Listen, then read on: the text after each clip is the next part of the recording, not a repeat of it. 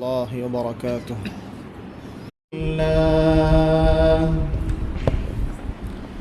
الحمد لله نحمده ونستعينه ونستغفره ونؤمن به ونتوكل عليه ونعوذ بالله من شرور أنفسنا ومن سيئات أعمالنا. من يهده الله فلا مضل له ومن يضلله فلا هادي له. ونشهد أن لا إله إلا الله وحده لا شريك له. ونشهد أن محمدا عبده ورسوله. صلى الله على سيدنا محمد وعلى آله وصحبه وسلم تسليما كثيرا. أما بعد فأعوذ بالله من الشيطان الرجيم. بسم الله الرحمن الرحيم. واتقوا فتنة لا تصيبن الذين ظلموا منكم خاصة واعلموا أن الله شديد العقاب. وقال الله تبارك وتعالى أيضا: وسارعوا إلى مغفرة من ربكم وجنة عرضها السماوات والأرض أعدت للمتقين. صدق الله العظيم. உலகத்தை படைத்து பரிபாலிக்கின்ற ஏகவல்லவன் அல்லாஹ், அவனுக்கே புகழ் அனைத்தும் உரித்தாகட்டும். அல்ஹம்துலில்லாஹ். ஸலாத் என்னும் கருணையும் சலாம் என்றும் ஈடேற்றமும் சத்திய தூதர் சன்மார்க்க போதகர் ஹதரத் முஹம்மத் முஸ்தபா ஸல்லல்லாஹு அலைஹி வஸல்லம் அவர்கள் மீதிலும் அன்னாருடைய வாழ்க்கையை அணுவாக எடுத்து நடந்த உத்தம சஹாபாக்கள், தாபிஊன்கள், தபஉ தாபிஈன்கள், இந்த தீனுல் இஸ்லாத்தை கியாமத் நாள் வரும் வரைக்கும் பாதுகாக்கக்கூடிய முஃமினான முஸ்லிமான ஆண்கள், பெண்கள் அனைவர்கள் மீதும் அல்லாஹுவின் சாந்தியும் சமாதானமும் உண்டாவதாக. அல்லாஹுடைய மாளிகையில் நவைத்துல் இஅ்திகாஃப் என்ற நியத்துடன் அமர்ந்திருக்கும் அல்லாஹ்வின் நல்லடியார்களே, அருமை சகோதரர்களே, அல்லாஹ் ரப்புல் இஸ்ஸத் வாழ்க்கையில் எவையெல்லாம் எங்களுக்கு ஏவி இருக்கிறானோ அப்படியாப்பட்ட விடயங்களை வாழ்க்கையில் எடுத்து நடக்குமாறும், எவையெல்லாம் அல்லாஹ் ரசூல் எங்களுக்கு தடுத்திருக்கிறானோ அப்படியாப்பட்ட விடயங்களை வாழ்க்கையில் விலகி தவிர்ந்து கொள்ளுமாறும் முதலில் எனக்கும் அப்பால் உங்களுக்கும் தக்வாவை கொண்டு வசீஹத்தும் நசீஹத்தும் செய்து கொள்கிறேன். இறை கட்டளையும் இட்டுக் கொள்கிறேன். அன்பின் இஸ்லாமிய சகோதரர்களே, அல்லாஹ்வின் நல்லடியார்களே, உலகத்தில் காலநிலைகள் மாறி மாறி வந்து கொண்டிருக்கிறது. சில நேரம் சில கட்டங்களில் நிலைமைகள் மாறுகிறது. இவ்வாறு தான் உலகத்தில் மனிதனாகிய எங்களுக்கு நிலைமைகள் ஒரே நிலைமைகள் இருப்பது கிடையாது. நாளுக்கு நாள் நிலைமைகள் மாறிக்கொண்டு இருக்கிறது. சிலர்களுக்கு அல்லாஹ் உடல் ஆஃபியத்தை கொடுத்திருப்பான். ஆனால் சில நேரத்தில் அவர் நோயாளிகளாக மாறிவிடுவார்கள். இன்னும் சிலர்கள் உலகத்தில் வாழக்கூடிய நேரத்தில் ஆரம்பத்தில் பெரும் செல்வந்தனாக இருந்திருப்பார். ஆனால் தற்பொழுது அவர் ஏழையாக வாழ்ந்து கொண்டிருக்கிறார். இன்னும் சிலர்கள் உலகத்தில் வாழக்கூடிய நேரத்தில் ஆரம்பத்தில் ஏழைகளாக இருந்திருப்பார். ஆனால் அல்லாஹ்வுடைய பரக்கத்தை கொண்டு அவர் இந்த நேரத்தில் பணக்காரனாக வாழ்ந்து கொண்டிருக்கிறார். உலகத்துடைய நிலைமைகள் மாறுவது போல் மனிதனுடைய நிலைமைகளையும் படைச்ச ரப் அல்லாஹ் மாற்றிக்கொண்டு இருக்கிறான்.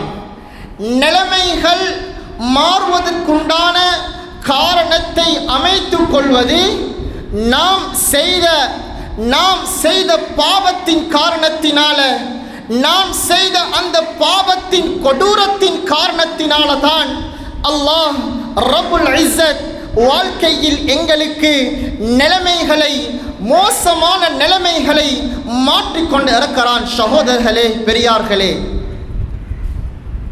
நாம் ஒரு பாவத்தில் ஈடுபடக்கூடிய நேரத்தில் என்னுடைய உள்ளத்தில் வர வேண்டும், இந்த பாவம், நான் செய்த பாவம் என்னைய மட்டும் அந்த பாவம் விட்டு வைக்காது. நான் செய்த ஒரு பாவம், அது சிறிய பாவமாக இருக்கலாம், அது ஒரு பெரிய பாவமாக இருக்கலாம். சிலர்களுடைய உள்ளத்தில் அது பாவமா என்று தெரியாத நிலைமையில் சிலர்கள் பாவம் செய்து கொண்டு இருக்கிறார்கள்.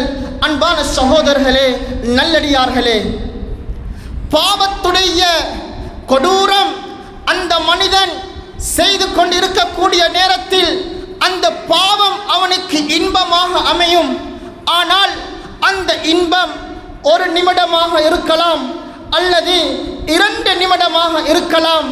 ஆனால் அந்த ஒரு நிமிடம் 2 நிமிடம் செய்த பாவத்தின் கொடூரத்தை அந்த குடும்பம் அனுபவிக்கும், அந்த சமூகமே அனுபவிக்கும், அந்த ஊரே அனுபவிக்கக்கூடிய நிலைமைகள் உண்டாகும். சகோதரர்களே, அல்லாஹ்வின் நல்லடியார்களே, நாம் ஒரு பாவத்தை செய்யக்கூடிய நேரத்தில் என்னுடைய உள்ளத்தில் வர வேண்டும், நான் இந்த பாவத்தை செய்தால் இந்த பாவத்தின் காரணத்தினால என்னுடைய குடும்பம் பாதிக்கும், என்னுடைய பிள்ளைகள் பாதிக்கும், என்னுடைய மனைவி மக்கள் பாதிக்கப்படுவார்கள், என்னுடைய சமூகம் இந்த பாவத்தின் மூலம் பாதிக்கப்படுவார்கள் என்ற ஒரு பயம் உள்ளத்தில் வரவில்லை என்றால் அல்லாஹ் பலவிதமான சோதனைகளை இறக்கி அந்த மனிதனுக்கு மாத்திரம் அல்ல, அந்த குடும்பத்துக்கு மாத்திரம் அல்ல,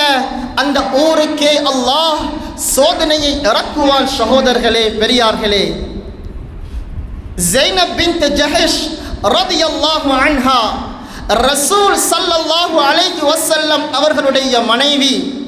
அவர்கள் கேட்கிறார்கள், யா ரசூலல்லாஹ், யா ரசூலல்லாஹ், இந்த பூமியில் நல்ல மக்கள் வாழ்ந்து கொண்டிருக்கிறார்கள், இந்த பூமியில் சாலிஹான மனிதர்கள் வாழ்ந்து கொண்டு இருக்கிறார்கள், தொழுகையில் பேணுதலாகவும் இபாதத்தில் பேணுதலாகவும் இருக்கக்கூடிய நல்ல மனிதர்கள் வாழ்ந்து கொண்டு இருக்கிறார்கள். ஆனால் இன்னும் ஒரு கூட்டம் பாவத்தில் ஈடுபட்டு கொண்டிருக்கிறார்கள்.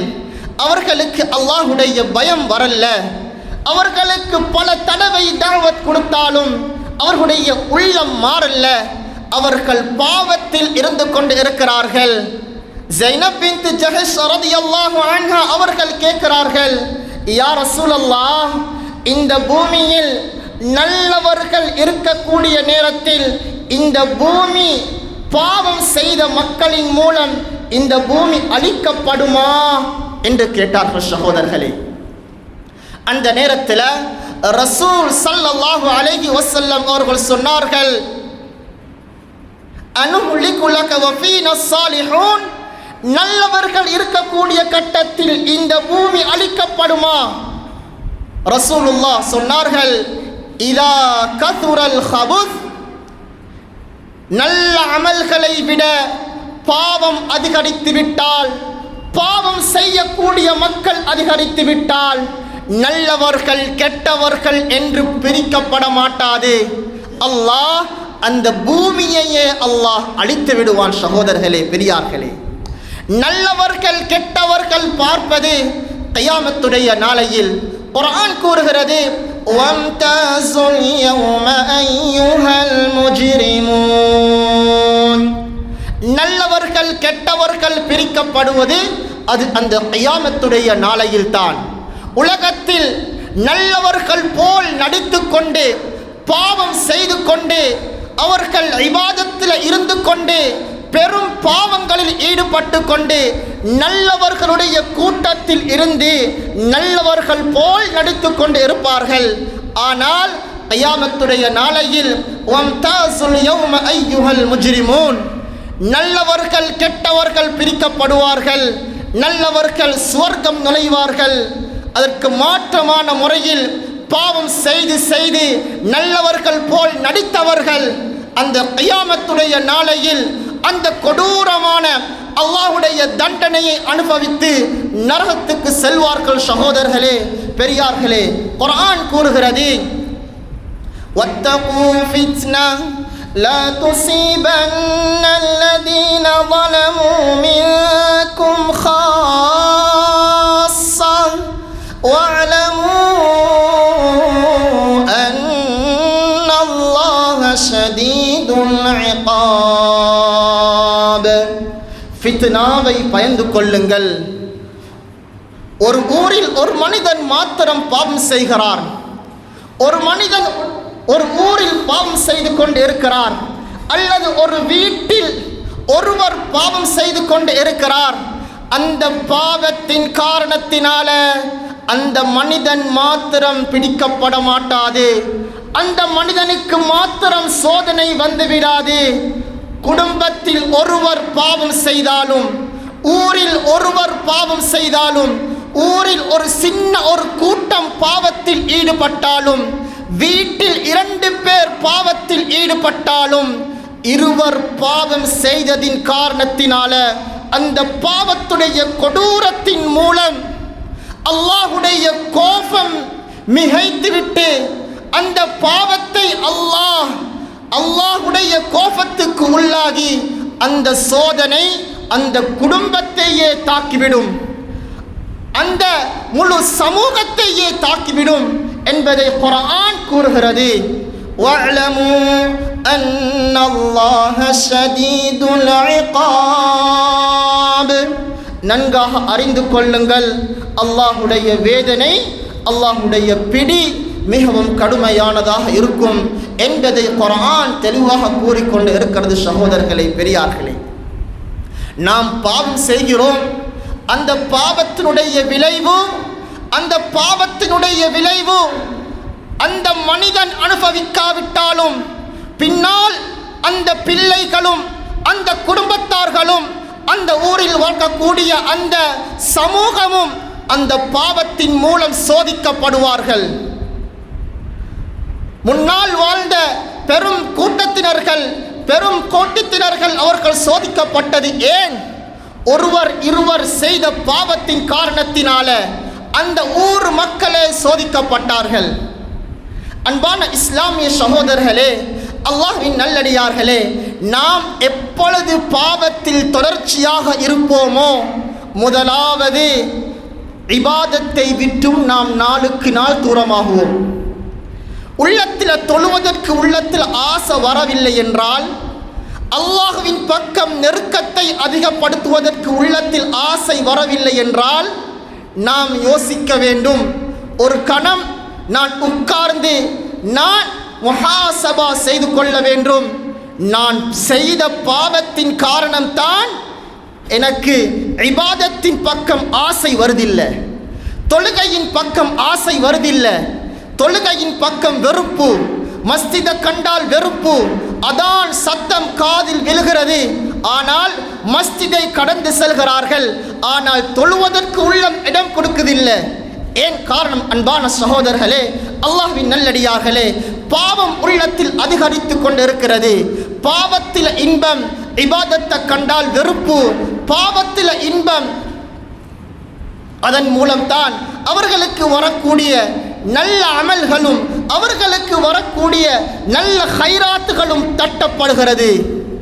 ஒரு மனிதன் உள்ளத்தில் நியத்தி வைத்திருக்கிறான், நான் ஒரு கடையாக இருக்கலாம், ஒரு வீடாக இருக்கலாம், எதுவாக இருந்தாலும் நான் இதனை நாளுக்கு நாள் முன்னேற்ற வேண்டும், நான் அதிகமாக சம்பாதிக்க வேண்டும், இதிலிருந்து நான் பெரும் லாபத்தை அடைய வேண்டும், இந்த மாதம் முடியக்கூடிய நேரத்தில் நாம் பெரும் லாபத்தை அடைய வேண்டும்.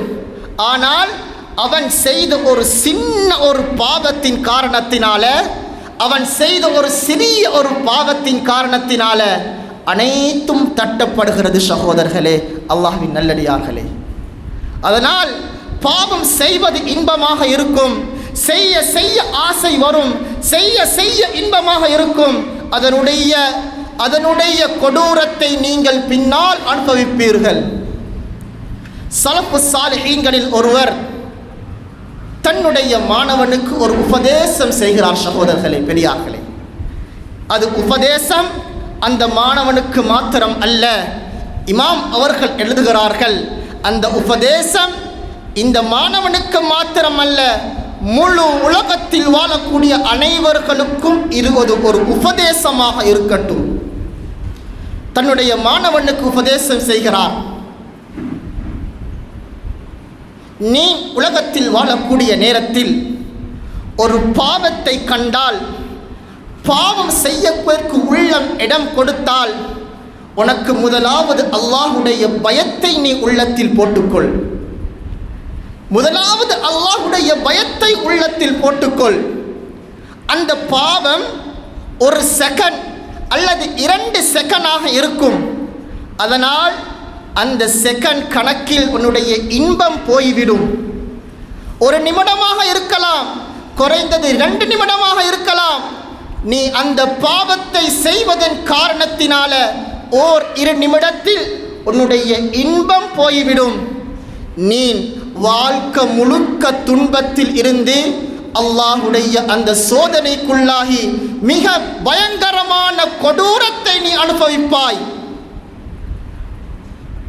எந்த அளவு இமாம் விளங்குபடுத்துகிறார்கள். சகோதரர்களே, பெரியார்களே, அந்த 1 நிமிடம் 2 நிமிடம் செய்த பாவத்தின் காரணத்தினால அல்லாஹ் உன்னைய நாளுக்கு நாள் இபாதத்தை விட்டும் அல்லாஹ் தூரமாக்குவான். தொழுகையில் உள்ளத்தில் இன்பம் வராது, தொழுகையில் உள்ளத்தில் இன்பம் வராது. அல்லாஹ்விடத்தில் கையேந்துவதற்கும் தௌபா செய்வதற்கும் உள்ளம் இடம் கொடுக்காது. உள்ளத்தில் அல்லாஹ் வெறுப்பை உண்டாக்குவான். முழு வாழ்க்கையை நீ சோதனையில் கழிப்பாய்.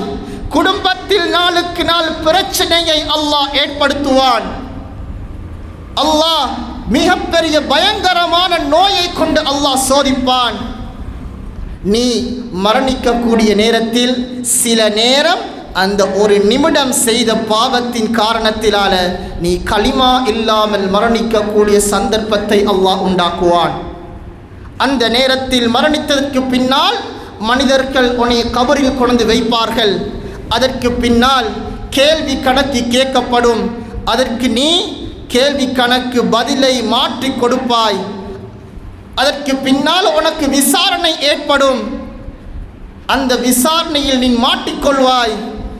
நீ நல்லவர்கள் கெட்டவர்கள் என்று பிரிக்கப்படும். அந்த நேரத்தில் கெட்டவர்களின் கூட்டத்தில் நீ மாட்டிக்கொண்டு அல்லாஹ் நீ 1 நிமிடம் செய்த பாவத்தின் காரணத்தினால் அல்லாஹ் உன்னை நரகத்தில் தள்ளிவிடுவான். அதற்கு பின்னால் இமாம் அவர்கள் விளங்கப்படுத்துகிறார்கள், மாணவனுக்கு சொல்கிறார்கள், ஒரு நன்மையான ஒரு விடயத்தை கண்டால் பிற்படுத்தாதே, லேட்டாகி செய்வோம், நாளைக்கு செய்வோம், நாம் இரவிக்கு செய்வோம் என்று ஒரு நாளும் நீ அந்த நன்மையான காரியத்தை நீ பிற்படுத்தாதே. நன்மையான காரியம் வந்துவிட்டால் உடனடியாக அந்த நன்மையான காரியத்தில் நீ ஈடுபட்டு விடு. அந்த ஒரு நன்மையான காரியத்தின் மூலம் அல்லாஹ் உன்னுடைய வாழ்க்கையில் அல்லாஹ் பரக்கத்தாக்குவான். கஷ்டம் நோய் இல்லாத வாழ்க்கையை அல்லாஹ் உண்டாக்குவான். குடும்பத்தில் அல்லாஹ் சந்தோஷத்தை நாளுக்கு நாள் உண்டாக்குவான். நீ மரணிக்கக்கூடிய சந்தர்ப்பத்தில் சிரித்த முகத்துடன் நீ அல்லாஹுவை சந்திப்பாய். கபரில் வைக்கப்படக்கூடிய நேரத்தில் உன்னுடைய உலகத்துடைய வாழ்க்கையை விட மண்ணறை வாழ்க்கை உனக்கு சந்தோஷமாக அமையும். அதற்கு பின்னால் நீ அல்லாஹ் நீ செய்த அந்த 1 நிமிட பாவத்தின் நன்மையின் காரணத்தினால அல்லாஹ் உன்னை சுவர்க்கத்துக்கு தள்ளிவிடுவான் என்பதை இமாம் சலஃபு சாலிஹீன்களில் ஒருவர் தன்னுடைய மாணவனை உட்கார வைத்து உபதேசம் செய்கிறார். சகோதரர்களே, பெரியார்களே, நாம் என்னுடைய வாழ்க்கையில் நாம் ஒரு பாவம் செய்தால் அந்த பாவத்துடைய தண்டனை இமாம் அவர்கள் ஃபுகஹாக்கள் சொல்கிறார்கள், அல் மஅசியத்து பஅதல் மஅசியா இகாபுல் மஅசியா. ஒரு பாவத்துக்கு பின்னால் நாம் இன்னொரு பாவத்தில் நாம் ஈடுபடுவது முதலாவது செய்த பாவத்துக்குண்டான தண்டனைத்தான் இரண்டாவது பாவம். நாம் இரு பாவம் செய்தால் அல்லாஹ் இன்னும் ஒரு பாவத்தை செய்வதற்கு உண்டான சந்தர்ப்பத்தை அல்லாஹ் ஏற்படுத்துவான். அந்த பாவம் நாம் இரண்டாவது செய்த பாவத்துக்கு உண்டான தண்டனைத்தான் மூன்றாவது பாவம். அதற்கு பின்னால் தொடர்ச்சியாக பாவத்தை தான் செய்யக்கூடிய நிலைமை உண்டாக்குவான். பாவத்துடைய தண்டனைத்தான் மனிதனுக்கு வரும். அல் ஹஸனத்து பஅதல் ஹஸனா தவாபுல் ஹஸனா. ஒரு மனிதன் ஒரு நன்மையான காரியத்தை செய்கிறார். நன்மையான காரியத்தை செய்தால் ஓரிரு நிமிடத்தில் இன்னும் ஒரு நன்மையான காரியம் செய்வதற்குண்டான சந்தர்ப்பத்தை அல்லாஹ் உண்டாக்குவான். ஏனென்றால் முதலாவது செய்த நன்மையான காரியத்துக்குண்டான நன்மைதான் இரண்டாவது செய்த ஒரு நன்மையான காரியம். அதனால் அன்பான சகோதரர்களே, பெரியார்களே, நாம் வாழ்க்கையை நிராசையடையக்கூடாது. அல்லாஹ் தௌபாவுடைய வாசலை திறந்து வைத்திருக்கிறான். நாம் செய்த பாவத்தின் அல்லாஹ்விடத்தில் தௌபா கேட்காமல் நாம் மரணித்தால் அவரை விட கை சேதவாதி உலகத்தில் யாரும் கிடையாது. சகோதரர்களே, பெரியார்களே, நாம் பாவம் செய்ய செய்ய நாளுக்கு நாள் வரக்கூடிய அனைத்து ஹைராத்துகளும் தட்டப்பட்டு கொண்டே இருக்கும். பாவம் தான் உள்ளத்தில் ஆசை வரும். இபாதத்தை விட்டும் நாம் நாளுக்கு நாள் தூரமாகிக் கொண்டே இருப்போம். நாம் செய்த ஒரு பாவத்தின் காரணத்தினால நான் மட்டும் மாட்டிக்கொள்ள மாட்டோம். என்னுடைய பிள்ளைகள், குடும்பத்தார்கள், எங்களுடைய சமூகமே அந்த சோதனைக்கு முகம் கொடுக்க வேண்டிய நிலைமைகளை அல்லாஹ் உண்டாக்குவான். சகோதரர்களே, பெரியார்களே, அதனால் நாம் செய்த பாவத்தை ஆரம்பத்தில் அல்லாஹ்விடத்தில் தௌபா செய்து நாம் நல்லவர்கள், சாலிஹீங்கள், முத்தகீங்கள் கூட்டத்தில் மாறுவதற்கு நாம் தௌபா செய்து நல்ல அமால்களை செய்து தொழுகையில் இபாதத்துகளில் பக்குவமாக இருந்து தொழுகைக்கு பின்னால் உட்கார்ந்து அதிகமாக அல்லாஹ்விடத்தில் துஆ கேட்டு அதிகமாக தௌபா செய்து நாம் நல்லவர்களின் கூட்டத்தில் அல்லாஹ் நம் அனைவரையும் அல்லாஹ் ஆக்கி அருள்வானாக. யா அல்லாஹ், எங்களுடைய பாவத்தை மன்னித்திடு. யா அல்லாஹ், கஷ்டங்கள், நோய்கள், பயங்கரமான ஆபத்து விட்டும் எங்களையும் எங்களுடைய குடும்பத்தார்களையும் பூரா முஸ்லிம்களையும் பாதுகாத்திடு. யா அல்லாஹ், வாழ்க்கையில் நாளுக்கு நாள் பரக்கத்தை உண்டாக்கிடு. யா அல்லாஹ், கஷ்டங்களை கொண்டு சோதனைகளை கொண்டு எங்களை சோதிச்சிடாதே. யா அல்லாஹ், பயங்கரமான தண்டனைகளை கொண்டு எங்களை சோதிச்சிடாதே. யா அல்லாஹ், நாளுக்கு நாள் மனிதனுக்கு மத்தியில் பொருளாதார நெருக்கடிகள் அதிகரித்து கொண்டிருக்கிறது. யா அல்லாஹ், யா அல்லாஹ், அப்படியாப்பட்ட நெருக்கடிகள் இருந்து யா அல்லாஹ் நம் அனைவரையும் பாதுகாத்து யா அல்லாஹ் எங்களுக்கு நல்ல ஒரு வாழ்க்கையை, சந்தோஷமான செழிப்பான ஒரு வாழ்க்கையை நசீபாக்கிடு. யா அல்லாஹ், கெட்ட மௌத்தில் இருந்தும், திடீர் மௌத்தில் இருந்தும், திடீர் வீதி விபத்தில் இருந்தும், திடீர் மாரடைப்பில் இருந்தும், பயங்கரமான நோய்கள் இருந்தும், கொடூரமான நோய்கள் இருந்தும் நம் அனைவரையும் பாதுகாத்திடு. யா அல்லாஹ், இந்த ஊரை பொருந்திக்கோ. யா அல்லாஹ், நீ பொருந்தி கொண்ட ஊராக இந்த ஊரையும் ஆக்கிடு. யா அல்லாஹ், இந்த ஊர் மக்களை கபூல் செஞ்சிடு. யா அல்லாஹ், நீ பொருந்தி கொண்ட கூட்டத்தில் நம் அனைவரையும் ஆக்கிடு. யா அல்லாஹ். வ ஆகிரு தஅவானா அனில் ஹம்துலில்லாஹி ரப்பில் ஆலமீன்.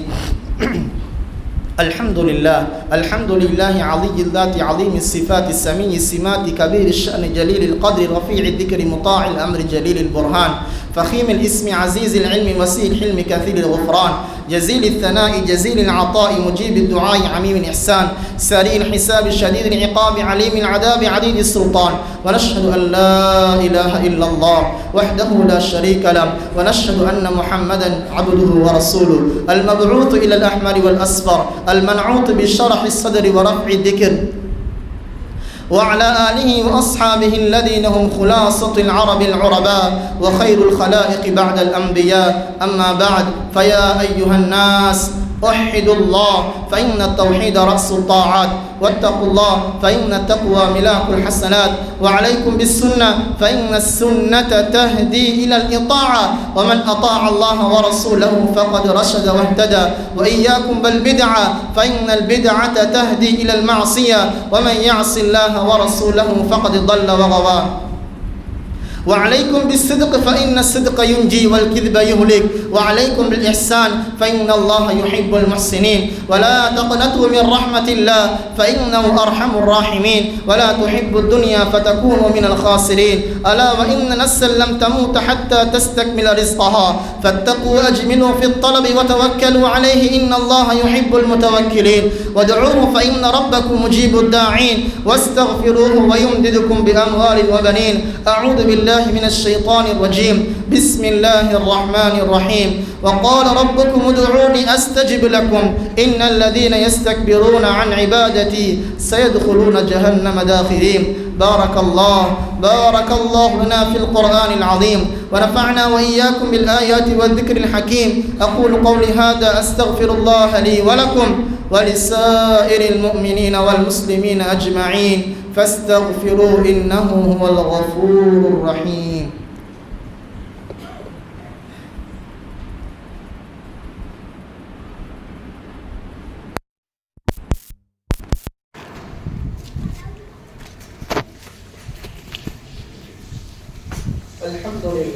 الحمد لله نحمده ونستعينه ونستغفره ونؤمن به ونتوكل عليه، ونعوذ بالله من شرور أنفسنا ومن سيئات أعمالنا.